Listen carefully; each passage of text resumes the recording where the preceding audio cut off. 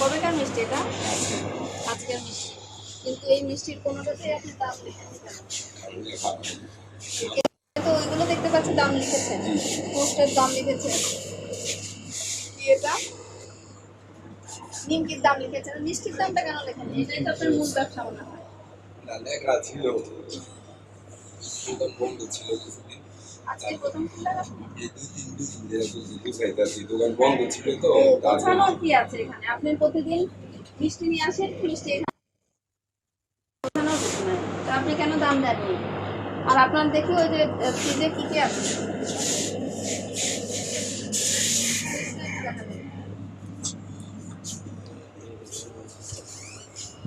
কে কবেকার বলেন তো?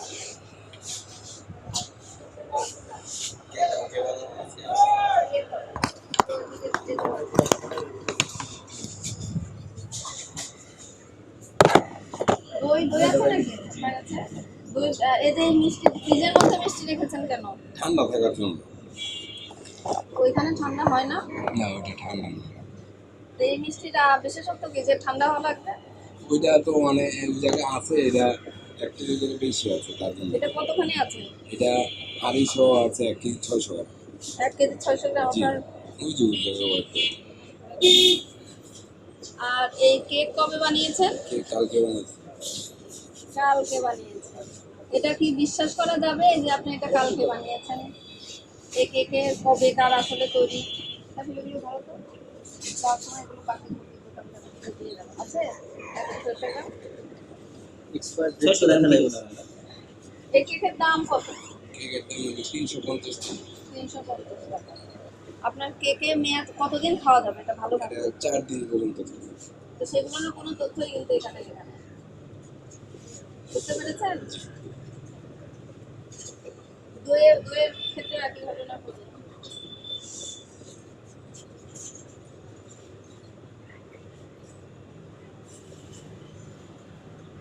এটা রাখেন।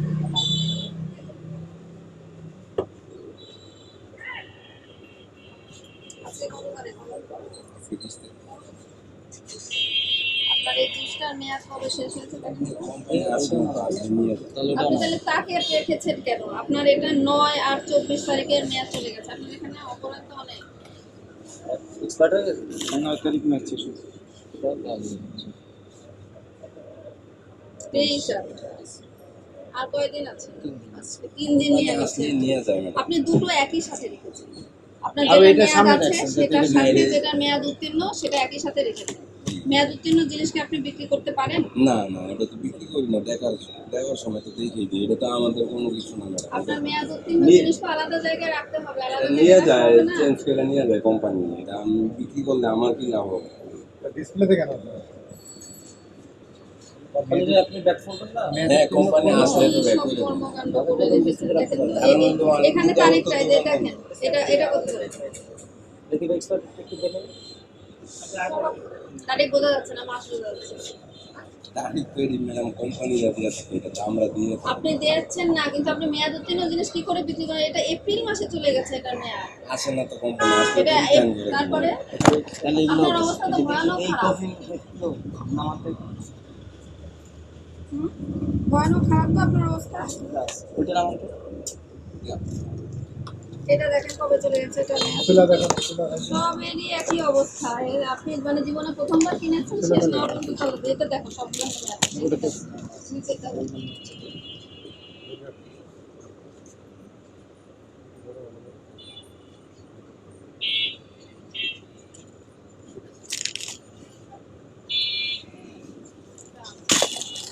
এগুলোর মেয়াদ চলে গেছে না সব? 5-4 করে। ম্যাডাম দোকান তো এক শুনেন, মাস আপনি বন্ধ অজুহাত ছিল। দিবেন না, আপনি অজুহাত দেবেন না। কোম্পানিরও আসে না, আসলে তো না নিয়ে না, যায়। কোম্পানি না আসলে আপনার যেটা নিয়ম সেটা হচ্ছে মেয়াদ উত্তীর্ণ পণ্য সব আলাদা একটা বক্সে করে মেয়াদ উত্তীর্ণ লিখে সেই বক্সের মধ্যে আপনি রেখে দেবেন। ওইখানে আমরা যখন টিম আসবে, আমাদের মনিটরিং টিম ওখানে দেখবেও না, কারণ ওটা তারা জানে যে এটা মেয়াদ উত্তীর্ণ। কিন্তু আপনার সকল মেয়াদ উত্তীর্ণ পণ্য আমরা আপনার এই যে তাকে পেয়েছি, এবং সেখানে মেয়াদ পূর্ণ এবং মেয়াদ উত্তীর্ণ দুটো পণ্য একসাথে রাখা আছে। বুঝতে পেরেছেন? একসাথে তো আপনি এভাবে রেখে দিতে পারেন না, কারণ যে কোনোটা আপনি বিক্রি করে ফেলতে পারেন। তাকে রাখার মানে হচ্ছে এটা আপনার বিক্রয়ের উদ্দেশ্যে আপনি রেখেছেন। আপনি যদি আলাদা করে মেয়াদ উত্তীর্ণ সামগ্রী বা মেয়াদ উত্তীর্ণ বলে একটা বক্স করে আলাদা জায়গায় রাখতেন, তাহলে আমরা বুঝতে পারতাম যে সেটাই আপনি মেয়াদ উত্তীর্ণগুলো রেখে দিয়েছেন, আপনি সেটা করেন। এবং আপনার দোকানে আমরা অনেকগুলান এই মেয়াদ উত্তীর্ণ পেলাম। বুঝতে পেরেছেন? দেখি তো যেগুলো কি অবস্থা।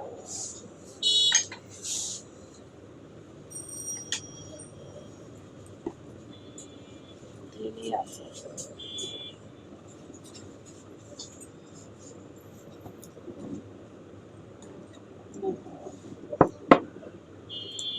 আপনার এই দোকানের বয়স কত? 100 হচ্ছে, 100 আপনাকে আজকে দিয়ে গেছে, তাই তো? মেয়াদের জন্য উঠাবেন না।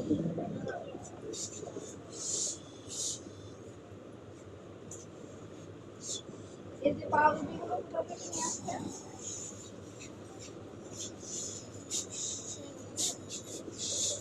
আপনার নাম কি হবে? হ্যাঁ, গোল এখানে আপনার নাম লিখবেন আর মোবাইল নাম্বার লিখবেন।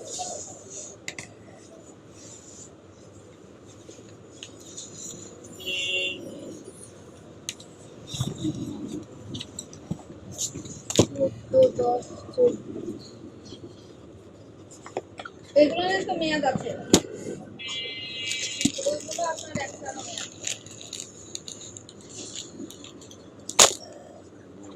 এখানে আপনার নাম লিখবেন, এই প্যাকেটটার উপরে নাম লিখবেন।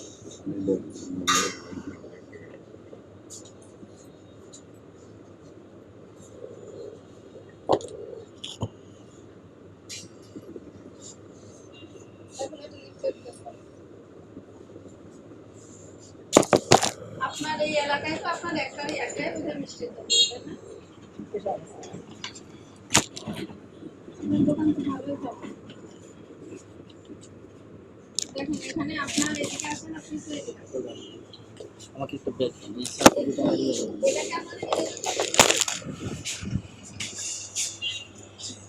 কি আপনাদের ওই একই? এক্সিলেন্ট লিখে ব্রেক দিন। আপনার এই কারখানা যেখানে আছে সেটার ঠিকানাটা আমাদের কিছু দেবেন, আমার কারখানাটাও মনে নেই। ঠিক আছে? এই ঘিটা কবে তৈরি করেছেন? এরকম 15 দিন হয়েছে। এই ঘি যে কতদিন ভালো থাকবে তার কোনো মানে এটার দাম কত? মেয়াদ 400 টাকা।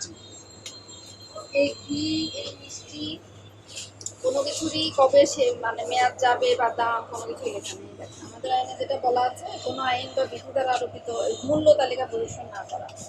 এই যে মিষ্টিগুলো যেটা রেখেছেন এটার মূল্য তালিকা আপনি প্রদর্শন করেছেন, প্রদর্শন করেন, এটা একটা অপরাধ।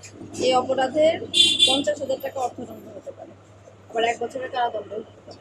বুঝতে পেরেছেন? 1 বছরের কারাদণ্ড বা 50,000 টাকা অর্থদণ্ড হতে পারে। এটা আপনি একটা অপরাধ। তারপরে আরেকটা যেটা সেটা হচ্ছে মেয়াদ উত্তীর্ণ পণ্য বা ঔষধ। আমরা আপনার এখানে মেয়াদ উত্তীর্ণ পণ্য পেয়েছি, কয়েকটা পেয়েছি। সেই অপরাধের জন্য 1 বছর কারাদণ্ড বা 50,000 টাকা অর্থদণ্ড হয় আপনার। বুঝতে পেরেছেন? আপনার দুইটা মিলে আপনার 1 লক্ষ টাকা অর্থদণ্ড, বা এটা সর্বোচ্চ, বলছি না যে আপনার হয়ে গেছে, এটা সর্বোচ্চ দণ্ড হতে পারে। আপনাকে একটা ধারায় এই মেয়াদ উত্তীর্ণ পণ্য বা ঔষধ বিক্রয়ের জন্য একটা ধারায় আপনাকে 10,000 টাকা জরিমানা আরোপ করা হবে। বুঝতে পেরেছেন? এটা আপনাকে পরিশোধ করতে হবে। আপনার 1 লক্ষ টাকা জরিমানা দিতে পারে।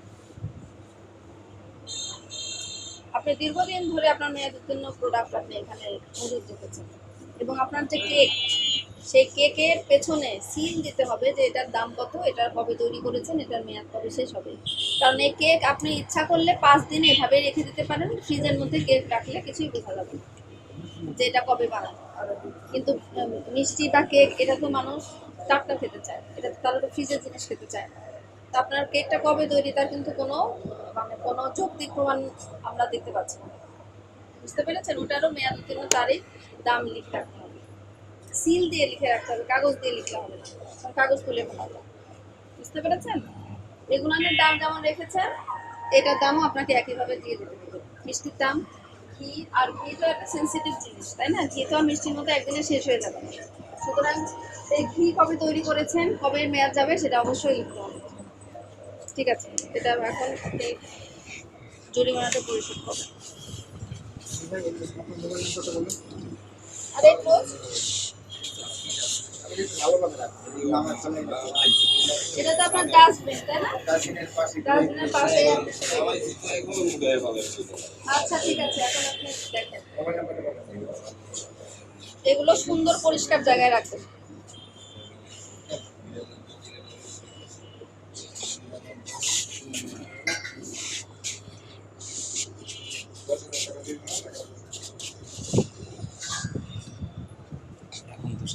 এখন তো 7 দিন সাথে না থাকলে ম্যানেজ করে শুনেন, আপনার যদি শুধু মূল্য তালিকাটা আমরা যদি এরকম দেখতাম, কিন্তু আপনার মেয়াদ উত্তীর্ণ প্রোডাক্ট আমরা পেয়েছি অনেকগুলো। জুস যেটা বাচ্চারা খায়, বুঝতেছেন? বাচ্চাদের খাবার নিয়ে তো এরকম করা যাবে না। আপনি পরিশোধ করেন, জরিমানা আপনাকে পরিশোধ করতে হবে।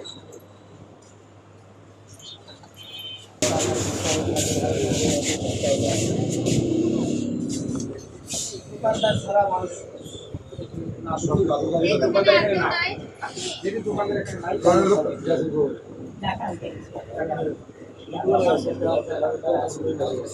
আপনারা সবাই তো এই দোকানে দোকানদার উপস্থিত নাই তাহলে আমরা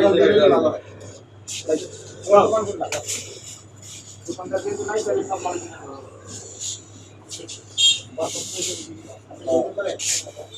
যেহেতু ওই দোকানটা তুলে নিয়ে যাবে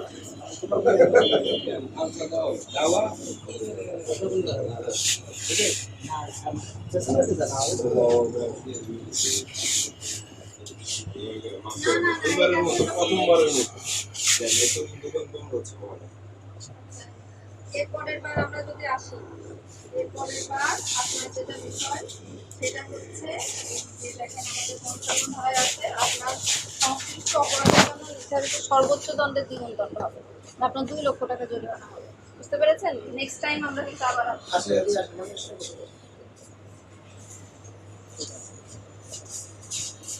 এটা আপনার জন্য একটা শিক্ষা, যে শিক্ষাটা আপনি মনে রাখবেন, ঠিক আছে?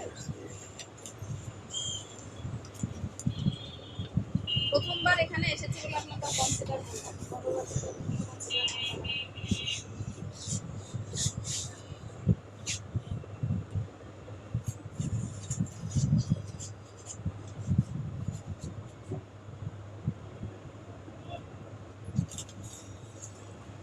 আর এইরকম মেয়াদ উত্তীর্ণ জিনিস কেউ দোকানে এভাবে রাখে বলেন তো? আপনি মেয়াদ উত্তীর্ণ যেগুলো সেগুলো আলাদা বক্স করে সেই বক্সের মধ্যে রেখে দেবেন, আপনাকে কিছু কিছু বলবেন।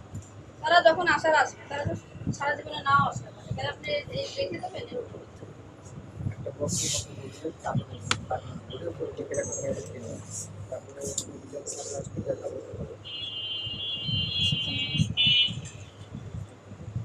এখানে আপনার নাম লেখা আছে।